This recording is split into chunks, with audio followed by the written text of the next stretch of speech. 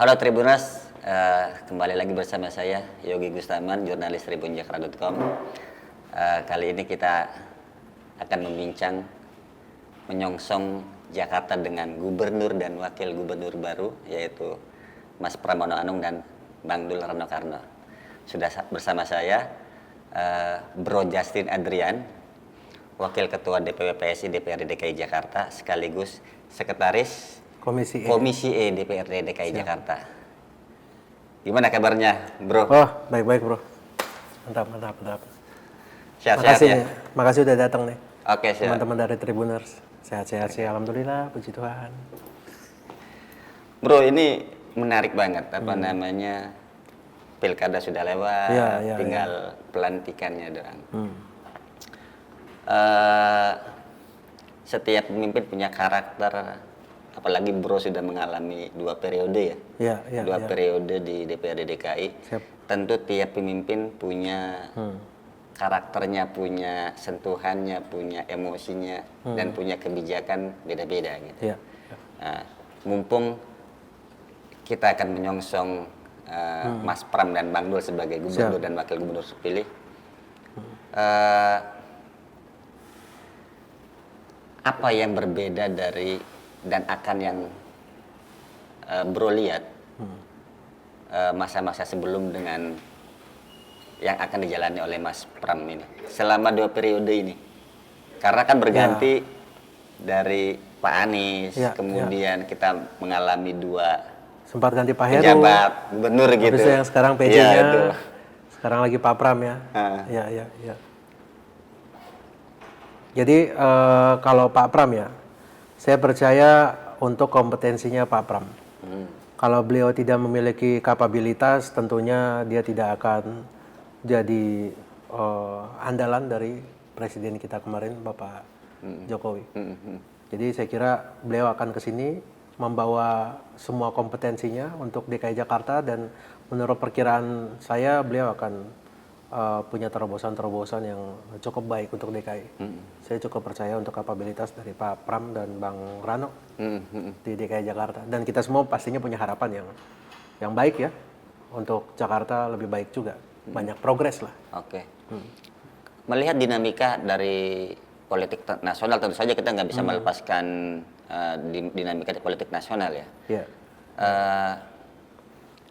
Rasa-rasanya kan kemarin kalau kita mengikuti dinamika politik DKI Jakarta, dalam tanda kutip kan adem ayem. Iya, adem gitu. ayem, betul. Ini kan kurang tahu juga gimana nanti kalau Mas Pram dengan Bang Dul sudah resmi menjabat gitu. Iya. Ya, seperti yang saya tadi sampaikan, Pak Pram membawa kapabilitasnya. Kita tidak meragukan kemampuannya juga. Kita akan menjadi mitra yang baik. Kita menjalankan fungsi kita sebagai legislatif ya, melakukan pengawasan, penganggarannya juga, dan untuk regulasi-regulasinya juga. Pastinya banyak hal kita bisa bekerja sama untuk Pak Pram, selama itu bagus juga. Dan saya yakin banyak yang bagus nanti dari Pak Pram juga dan Bang Rano. Dan kita juga syukuri kemarin kalau pilkada DKI Jakarta juga tidak banyak terjadi polarisasi di kalangan masyarakat juga.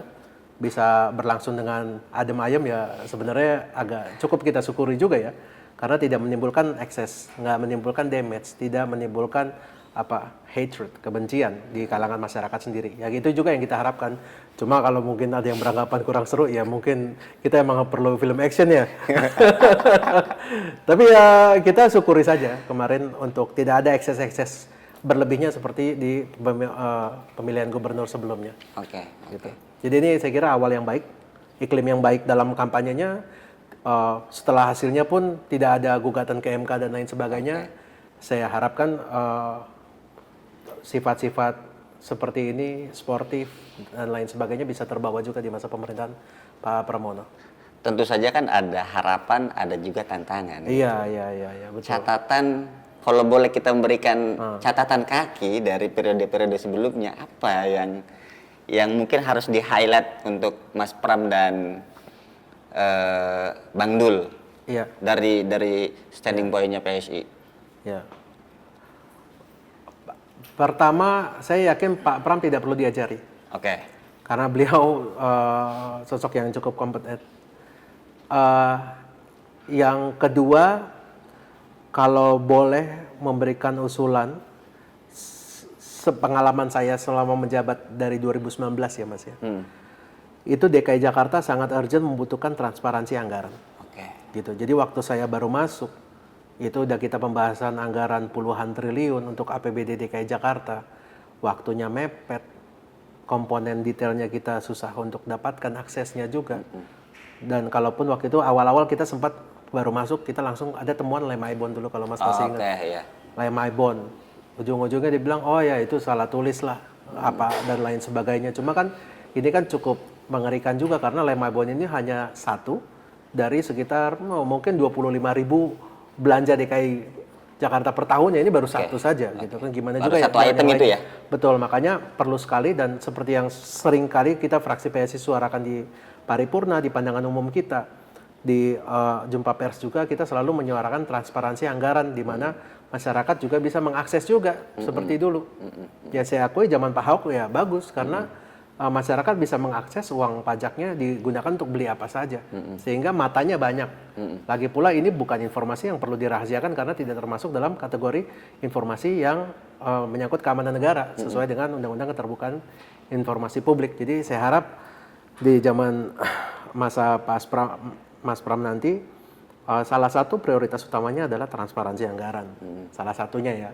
Memang masalah DKI Jakarta sangat banyak tapi saya kira diawali dengan transparansi ini akan sangat bagus. Teman-teman wartawan juga nanti bisa ngulik-ngulik. Siap. Waduh ini apa-apaan nih beli ini kan, beli itu. Terakhir kemarin di pembahasan untuk 2025 ini Dinas Kebudayaan DKI. Saya temukan yang aneh-aneh juga Mas. Apa aja tuh, Bro? Proyektor 2 biji 250 juta bos. Saya lihat speknya, saya cek di Tokped, waduh jauh harganya. Habis itu mau beli namanya mobile planetarium, Oke. harganya 6 miliar. Saya pikir ngapain juga beli mobile planetarium Dinas Kebudayaan. Sampai saya katakan ya fokus di kebudayaan, jangan kebudayaan antariksa juga gitu kan, jangan melebar maksud saya. Iya. Cuma ternyata saya cek di internet, saya coba cari perusahaan di Amerika yang menghasilkan ini, harganya paling mahal itu 1,2 miliar, bukan 6 miliar. Dan ternyata spek 1,2 miliar pun, itu pun megapikselnya 4,5 juta, Mas. Oke. Jadi di rapat komisi itu saya bilang, coba dibuka e-katalognya. Saya mau lihat nih speknya lebih dari 4,5 juta apa enggak, nih harganya sampai 6 miliar. Akhirnya waktu itu kepala dinasnya nggak hadir, yang hadir sekretarisnya, sekdis. Akhirnya dia kata, ya udah Pak, nih kalau mau dihapus hapus aja. Gitu. Menarik soal Itu baru 1-2 dari puluhan ribu belanja. Ya. Menarik banget ngomongin anggaran DKI Jakarta karena hampir menyentuh 100 ya. Ya, 92, 93, 93 triliun uang masyarakat. Dan seringkali kan masyarakat dalam tanda kutip masih kurang aware dengan uang pajak gue kemana gitu loh. Iya. Gitu. Betul. Seberapa sulit sih sebetulnya di tingkat dewan untuk mengintip sampai layar ketiga untuk transparansi anggaran? Begini, seandainya pun kita punya akses untuk mencari anggaran sampai komponen keempat pun, itu 93 triliun dengan kebiasaan eksekutif yang memberikan akses ini 3 hari sebelum rapat, itu nggak mungkin kita bisa mengawasi setiap pos belanja dari 90-an triliun ini. Kita 106 anggota dewan, kalaupun semuanya kerja dengan seluruh tenaga TA-nya 28 ribuan pos belanja, hampir tidak mungkin juga. Waktu 4 hari untuk ya 3-4 hari ya. 3-4 hari itu memang karena sudah terjadwal Ya, karena kan kita ada frame kerja juga. Kadang-kadang penjadwalannya rapat juga. Kadang-kadang malah pas rapat baru keluar tuh anggaran. Kita mana bisa prepare juga. Makanya saya katakan hal ini tuh udah berulang-ulang kita sampaikan di pandangan umum kita di setiap tahunnya. Untuk anggaran ini kan penyusunan tuh kan awal tahun. Adapun pematangan paling enggak Juli udah bisa dikasih lah ke kita. Atau enggak kalau nggak kasih ke kita buka aja ke publik kalau gitu. Supaya semuanya bisa memantau juga, masyarakat juga memantau, kan punya hak dong. Ini kan uang masyarakat juga. Berarti tadi catatan pertama dari PSI adalah transparansi anggaran. Transparansi anggaran. Yang sulit diakses, dibuka seluas-luasnya biar banyak publik. mata atau publik melihat juga gitu ya. Iya. Saya kira supaya tiada dusta di antara kita kan. Gitu. Ngomongin transparansi anggaran nggak lepas dari kebocoran anggarannya juga dong. Iya, iya. Ya Temuannya gimana sih? sebenarnya sih sakit hati juga sih. Karena sebelum jadi dewan kan ya saya di industri pertambangan, semua penghasilan saya per bulannya potong nih Pak PH lah. Pajak penghasilan tuh potongnya cukup gede, Mas. Oke. Udah gitu ke restoran kena pajak lah, ke servis mobil kena pajak, apa-apa kena pajak. Ternyata pajaknya digunakan secara seperti ini kan ya ada rasa kesal juga. Gitu. Jadi saya harap Mas Pram bisa merealisasikan harapan kita juga untuk anggaran di DKI Jakarta bisa transparan sebening-beningnya. Sebening-beningnya. Tapi ada yang bocor. Saya nggak bilang ada yang bocor, tapi kuat dugaan saya sangat banyak yang bocor. Sangat banyak yang bocor. Dugaan saya ya, karena kan kalau kita bilang pasti bocor, kita harus mengeluarkan segala macam bukti, beberapa lapis dan lain sebagainya. Tapi kalau secara random check, ya menurut saya sangat berpotensi bocor banyak. Kira-kira kalau dikonversikan dalam rupiah, itu bisa mengurangi berapa pengangguran atau bisa memberikan modal Banyak. berapa banyak untuk UMKM kita? Ya saya percaya itu bisa cukup banyak untuk kita bikin sekolah gratis sampai tingkat minimal diploma itu gratis untuk warga DKI Jakarta. Itu hal yang saya kira nggak akan terlalu mahal juga.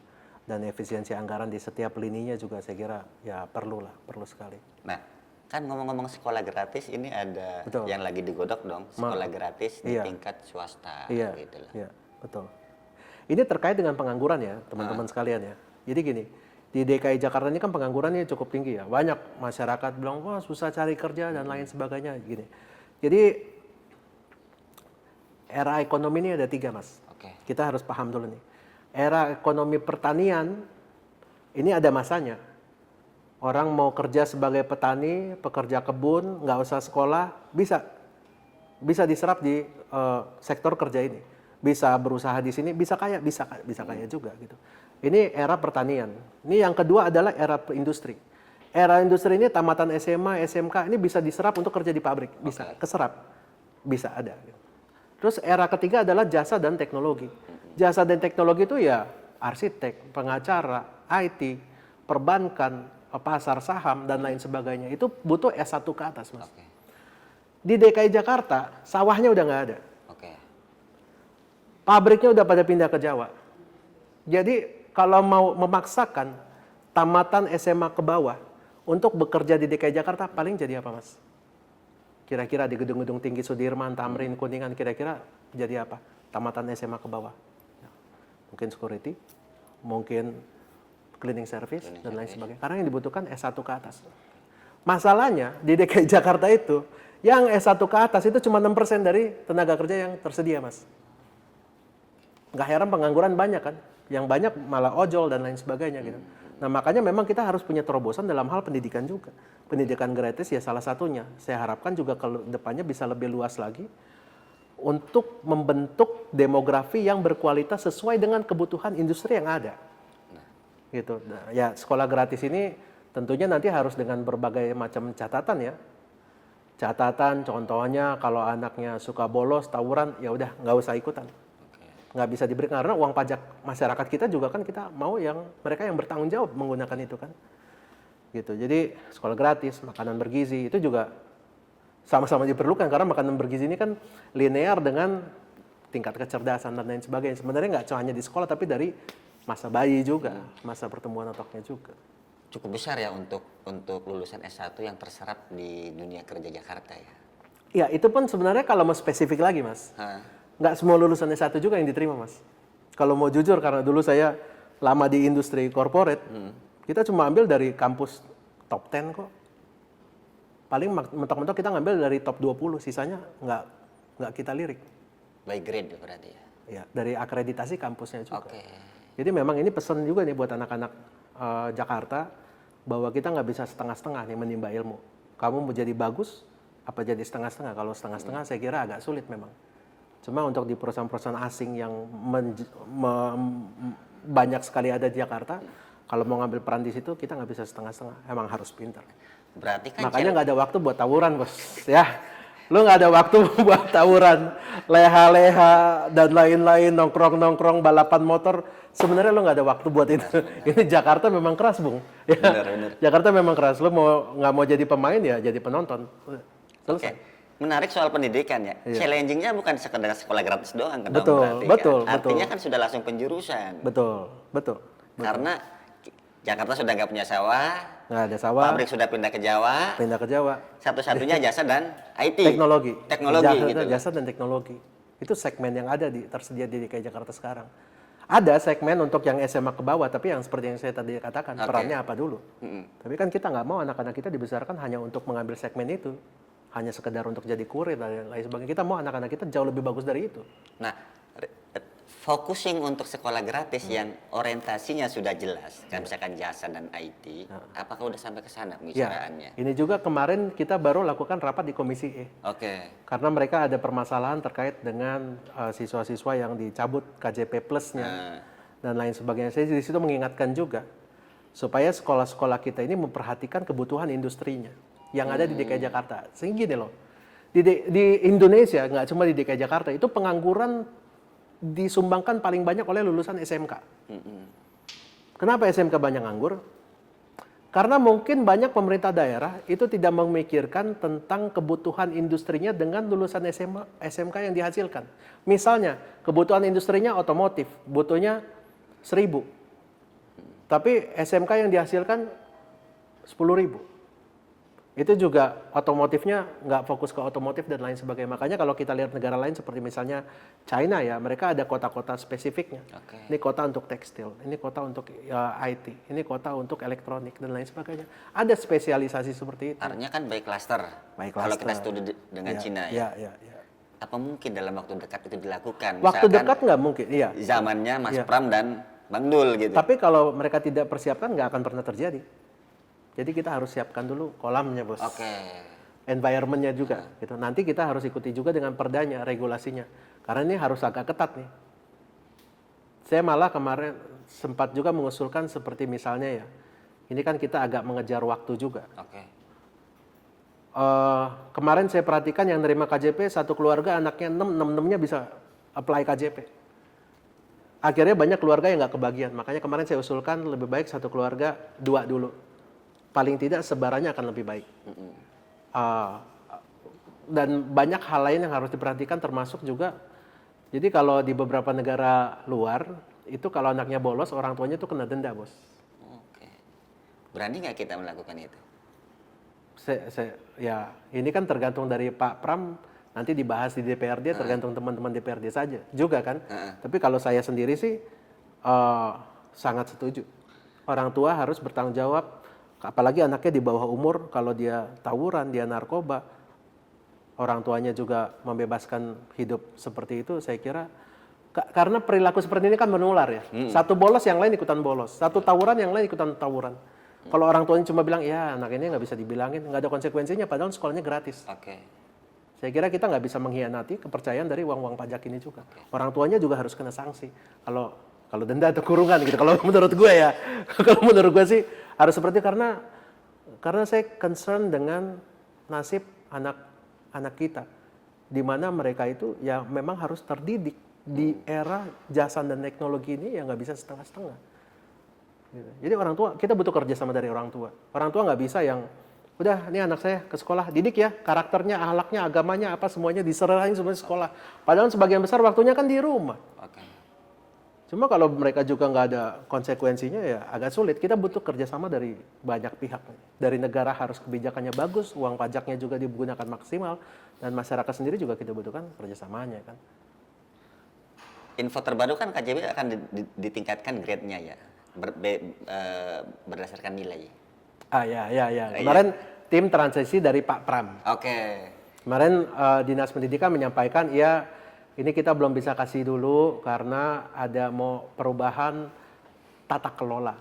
Salah satu yang akan digunakan adalah nilainya 70 minimal.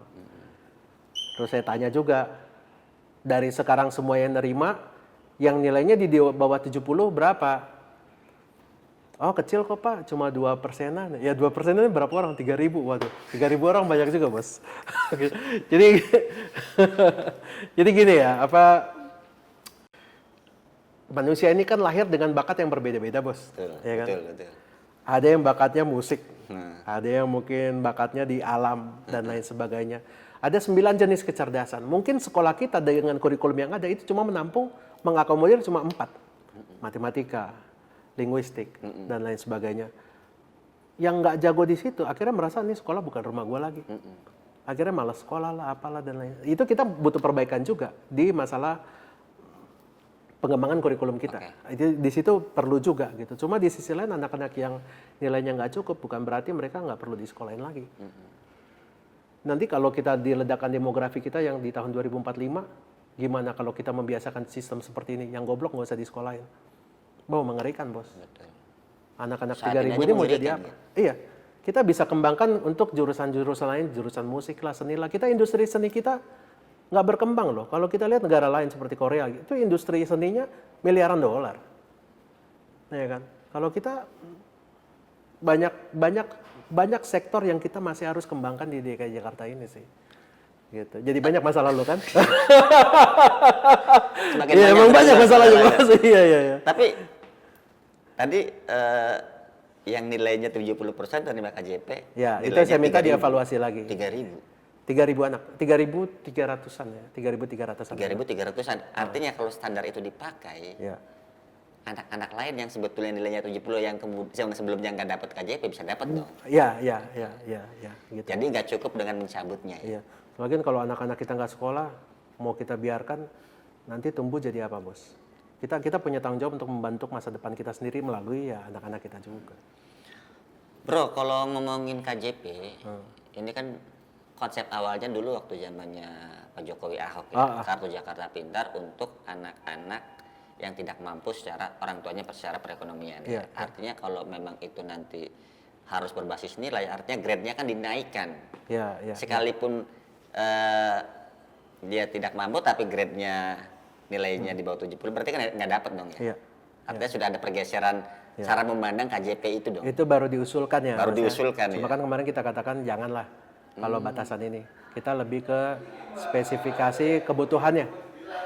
Misalnya kemiskinan, ketidakmampuannya untuk bersekolah ya itu penting untuk diperhatikan supaya anak-anak kita nggak putus sekolah kan. Cuma kalau masalah kepintaran kita punya banyak langkah-langkah yang bisa kita lakukan untuk kayak misalnya ya, ini misalnya nih, saya punya saudara dititipin ke saya waktu SMA, matematika nggak bisa, merah, geografi merah, apa merah, tapi bahasa Inggrisnya bagus bos, penampilannya juga bagus. Saya masukin di perhotelan, sekarang umur 29 dia jadi manajer di Hotel Bintang 5 di Kuala Lumpur.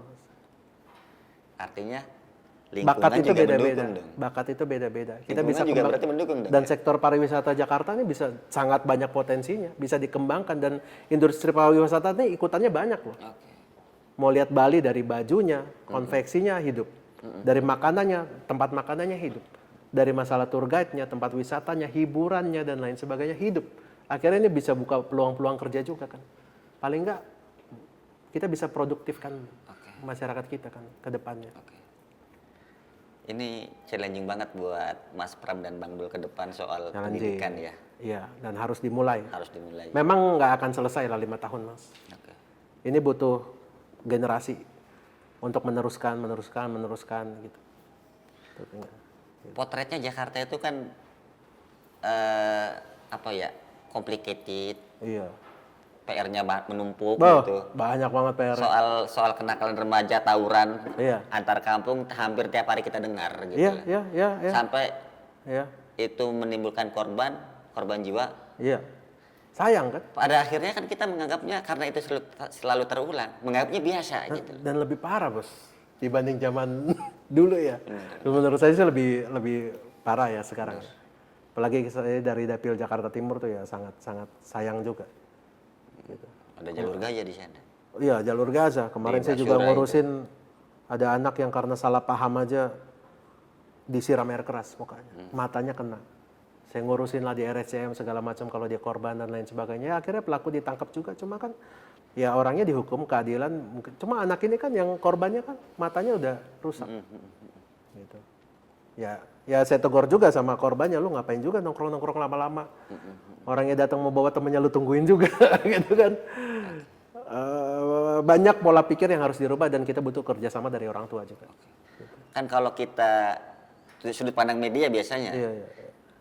untuk faktor-faktor kejahatan-kejahatan di kota di Jakarta khususnya kan bisa dipetakan tuh klaster-klasternya. Wilayah timur lebih sering tawuran, misalkan kan seperti itu. Wilayah barat itu obat-obatan. Iya. Wilayah pusatnya prostitusi, selatan juga gitu kan. Iya. Mas hafal banget ya. Karena Iya. karena di media Iya. Oh, iya, sering sering kali ya, begitu sering ya. gitu loh. Betul. Yang Iya. tawuran daerah ini terus, Iya. daerah sini nggak ada tapi obat-obatannya kuat. Makanya tadi itu saya sounding lah.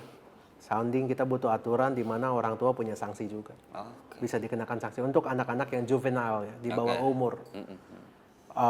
Berperilaku seperti itu ya harus ada konsekuensi dari orang tuanya supaya orang tua juga punya tanggung jawab untuk memastikan anaknya menjadi anak-anak yang patuh aturan juga, yang patuh hukum juga, law abiding citizens. Oke.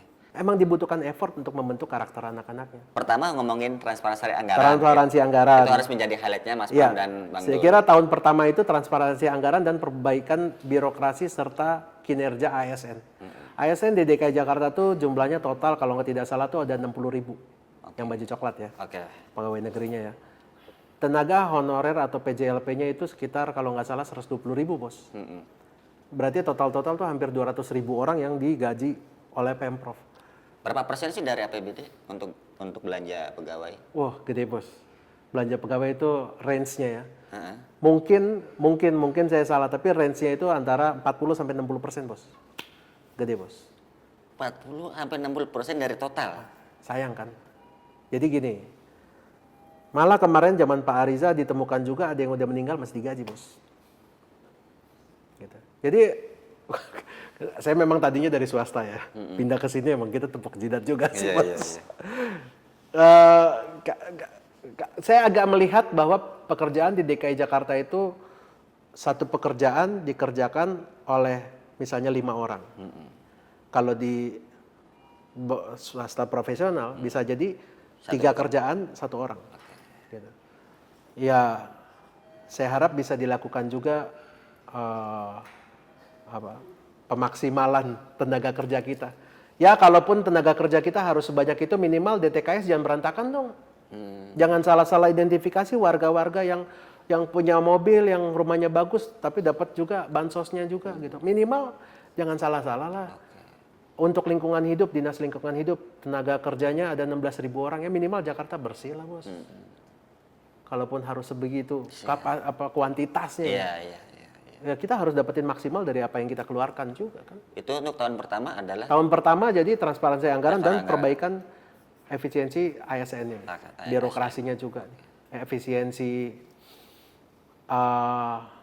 kerjanya, tahun kedua efisiensi kinerja ini penting ya. Ini contohnya, contoh kecil nih. Ini gue banyak dapat aduan masyarakat nih. Kemarin tuh di Jakarta Timur ada warga, ya dia warga nggak mampu ke TPU. TPU mau kubur, kena lah, ketemu oknum lah. Total telepon saya, Pak, saya ini Pak dimintain 4 juta Pak, 2 juta gali kubur, 2 juta lagi untuk nisan, rumput, saya udah kekumpul 2 juta nih, saudara-saudara kumpulin duit, boleh tambahin nggak gitu. Oh, saya langsung kaget juga, saya langsung telepon kepala dinas dan makam, tolong Pak di TPU ini gini dimintain. Ya akhirnya jadi gratis lagi kan. Karena memang sebenarnya TPU itu gratis. Dan tukang gali kubur di DKI Jakarta tuh digaji bulanan bos. Ya, kalau mau kasih uang rokok ya boleh, cuma kalau matok itu masalah. Ya. Nah ini kan kecil-kecil nih, dari 180 ribuan tenaga kerja kita gitu. Jadi harus pengawasan ini pertama, ini bukan PR gampang, pastinya bukan PR gampang. Untuk perbaikan kinerja, efektivitas struktur dan lain sebagainya, profesionalitasnya juga itu butuh waktu 1 tahun paling tidak, paling cepat. Itu 1 tahun karena kan luas nih Jakarta nih sampai Pulau Seribu, Bos. Dulu kan zamannya Pak Ahok ada yang lapor warga itu kayaknya Ada. langsung di follow up Ada. dan kita melihat perubahannya Betul. Betul. nyata gitu ketika datang ke kelurahan bikin KTP Ya. urus dokumen Ya. nggak ada tuh tips-tips nggak ada tuh minta-minta Ya, gitu. saran saya 112 itu dipakai jadi aduan macam-macam aja. Biar gampang ya, atau enggak WA-nya 112 gitu. Ya kadang-kadang warga WA ke saya untuk hal-hal seperti, bro, saya di puskesmas ini bro, dari jam 7 sampai jam 11. Petugas loketnya cuma satu, main handphone lagi. Ya akhirnya saya harus telepon kepala puskesmasnya dan lain baru jalan lagi. Ini kan hal-hal yang Ya, ya. nggak perlu terjadi ya, yang harusnya profesional. Ya mendingan dibuka aja langsung. Ya itu bagus dia punya nomor saya. Yang nggak punya nomor saya gimana? Ngadunya ke siapa? Nggak aplikasi. Ya kadang-kadang kan banyak orang kita nggak melek teknologi juga untuk aplikasi. Kalau TikTok mungkin gampang ya, jadi banyak. Cuma ya mesti ingat lagi juga, S1 ke atas cuma 6%. Sayang ya. Jadi PR-nya banyak. Ya selamat datang di Jakarta Pak Pram. Semoga punya energi, ya saya yakin punya semangat, punya kapabilitas. Tapi memang dibutuhkan kesabaran. Ya, sering-sering cek tensi darah juga. Yang paling urgent nih Itu kan tensi naik kan, begitu tahu warga udah miskin ke TPU mestinya gratis diminta 4 juta. Naik tensi kita juga kan. Mesti sering-sering cek tensi. tapi ada perubahan nggak sebelum dan sesudah menjadi anggota dewan berat badan? Oh ada, ya. Ada. Berat badan ya. Iya, iya. Ya saya sering diundang warga sih mas. Mau kawinan, sunatan, 7 bulanan, apa kesunatan, datang nggak makan nggak sopan. Oke. Ya ada makan gitu. Ya moga-moga sehat ya. Ini biasanya kalau lazimnya di mana saja kepala daerah yang baru selalu patokannya 100 hari, 100 hari, 1000 hari. Kira-kira Mas Pram dan Bang Dul ini dari sudut pandang bro gitu. Apalagi bro kan di Komisi E tentang kesejahteraan ya. Iya, iya. Apa sih yang paling mendesak gitu? Ya ini 100 hari ini agak sempit ya. Saya kira agak Iya, sulit betul. untuk melihat 100 hari sebagai citra keseluruhan dari kinerja dia atau kemampuan seorang gubernur. Cuma paling nggak kalau 100 hari ke depan kita harapkan ada perbaikan DTKS dan persiapan matang untuk kita mulai sekolah gratis programnya.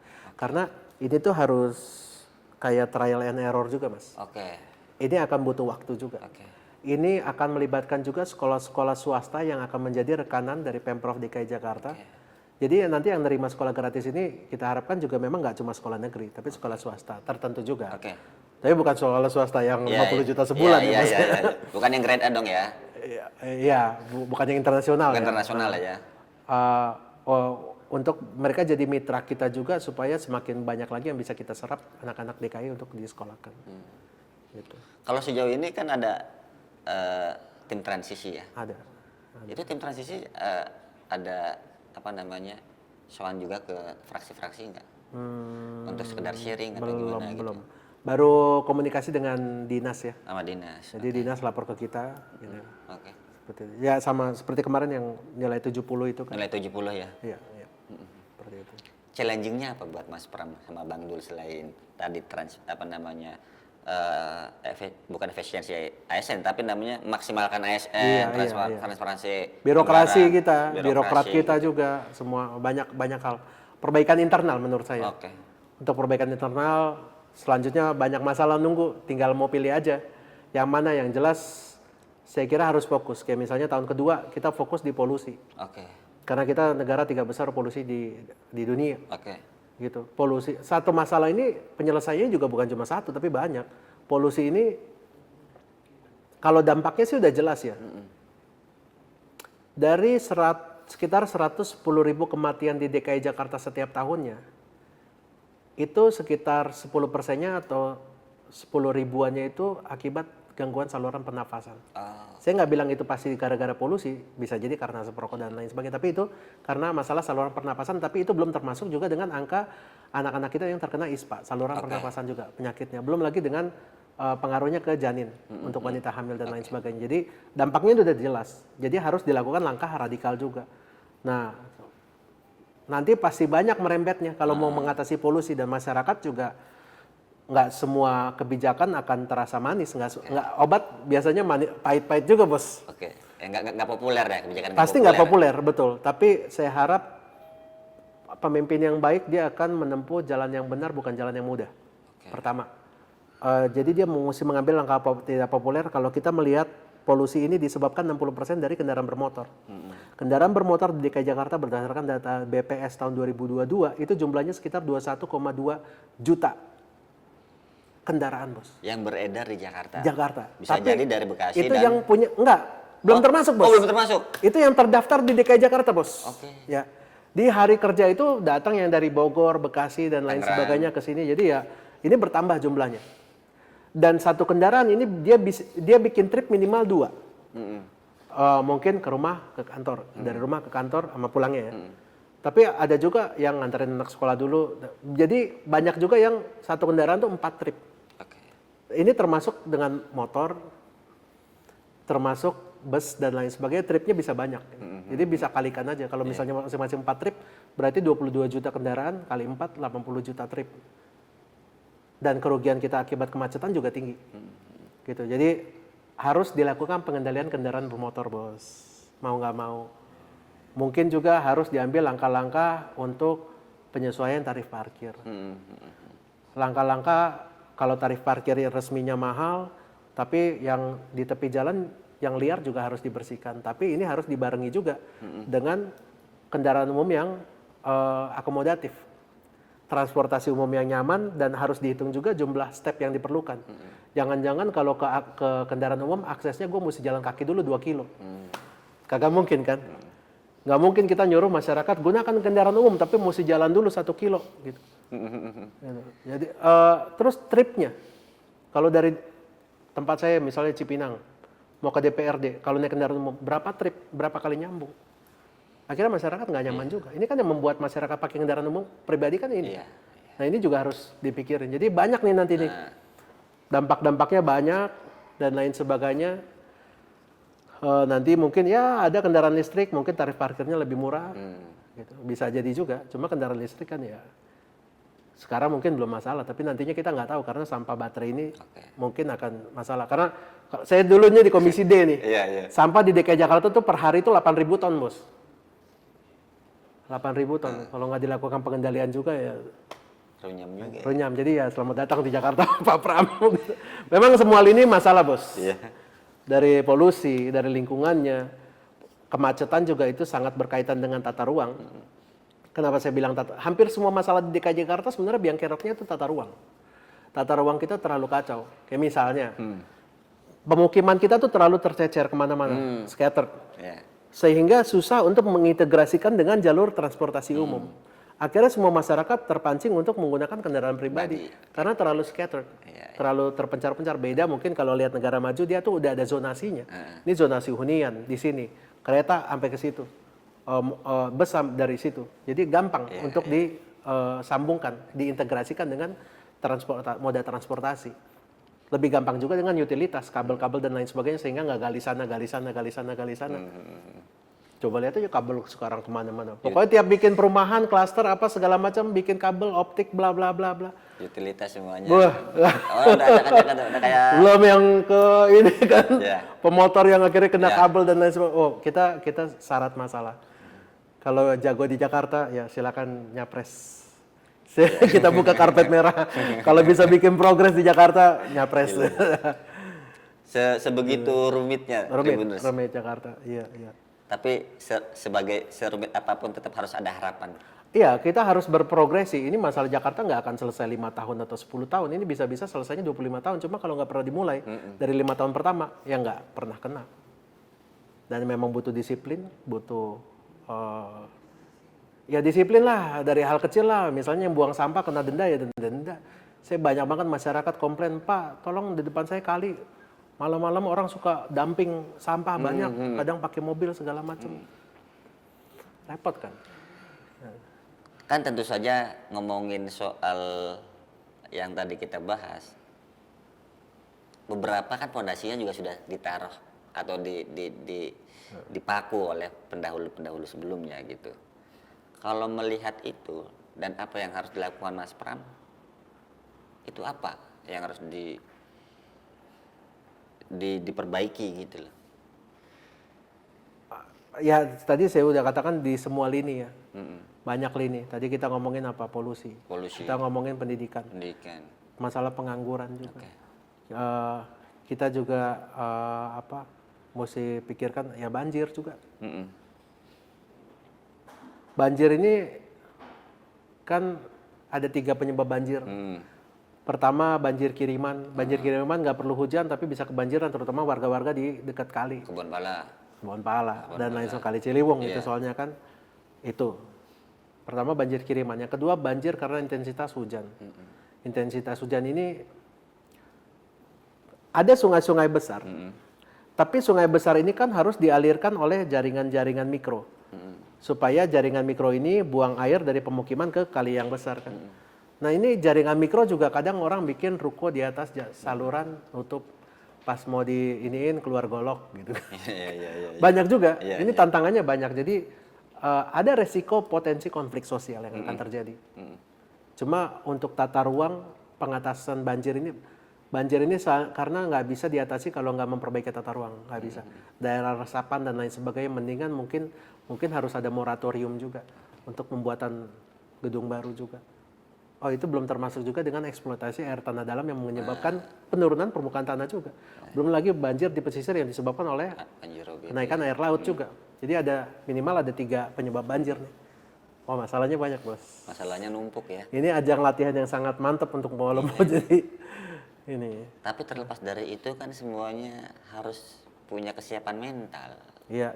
Kalau kita nggak siap mental, secanggih apapun sistem kan sama juga. Iya, saya yakin Pak Pram punya mental. Beliau 10 tahun. Pastinya masalah di nasional jauh lebih banyak ya. Walaupun kalau di kita jauh lebih terkonsentrasi. Saya sangat berbahagia juga bila mana Pak Pram bisa membawa semua kemampuannya ke DKI Jakarta. Kita semua punya harapan yang tinggi untuk DKI Jakarta untuk menjadi daerah yang lebih berkualitas untuk dihidupi kan. Oke. Terutama mentaliti warganya juga harus mau berubah menjadi lebih baik ya. Semuanya. Termasuk Ya. pegawai negeri juga, Pegawai negeri. dewan.